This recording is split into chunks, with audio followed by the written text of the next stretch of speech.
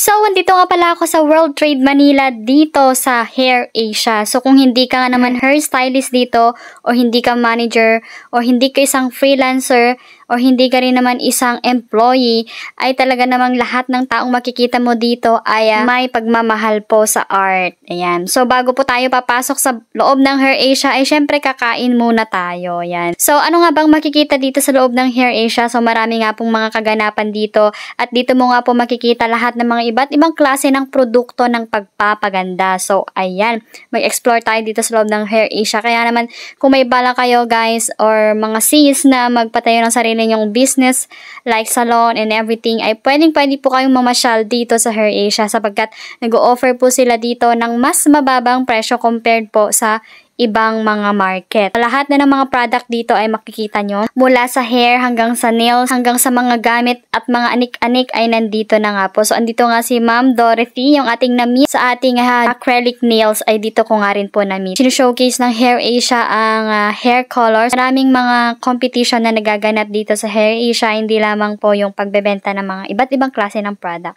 So, may mga showcase of talent po dito na nagaganap na related po sa pagpapaganda or sa wellness natin. So, dito nga sa Hair Asia po ay nilo-launch nila, pinopromote yung mga product na iba't ibang klase ng brand dito. So, you are free na i-choose kung ano yung pinaka-best at pinaka-gusto nyong product na feeling nyo ay best sa quality and talaga namang maganda ang resulta. Yung mga tao na lang ang mamimili o yung mga stylist na lang ang mamimili kung anong brand ba ang mga gusto nila.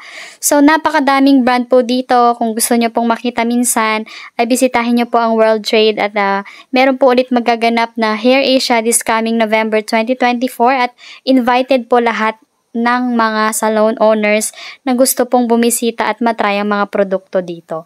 So, dito nga po ay nag-explore ang bawat isa at hindi ka talaga maboboard dahil marami pong mga kaganapan dito, maraming mga pwedeng mapanood at marami kang pwedeng mga matutunan.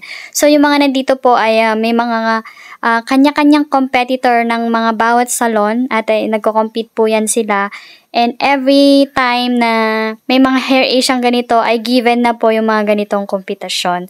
So, hindi ka talaga maboboard at sobrang malulula ka at mapapagod ka sa sobrang ikot ng ikot sa mga produkto na ino-offer nila. So, nasaksihan ko nga ang kanilang K-pop, parang fashion ganun. And napakaganda nga at masya-showcase lahat dito. Lahat ng mga appreciation sa kulay ng buhok ay sobrang napakagandang tingnan. And talagang mafe-feel mong nasa fashion industry ka talaga at in na in talagang hindi naman magpapahuli ang mga Pinay at mga Pinoy. Ayan. Sobrang gaganda po ng mga ginawa nila. So, syempre, hindi lang naman talaga ako ang nag-enjoy lang dito sa event na to dahil nag-enjoy din ng so much ng mga kasama ko, ng mga salon owners na kasama ko ngayon. Ay nakakita sila ng mga naggagwapuhang kalalakihan. Kaya masaya sila yan, guys. Kaya naman, itong saya natin ay ikain na natin yan. So, tara at magpakabusog sa ating last day dito sa Hair Asia. See you next time!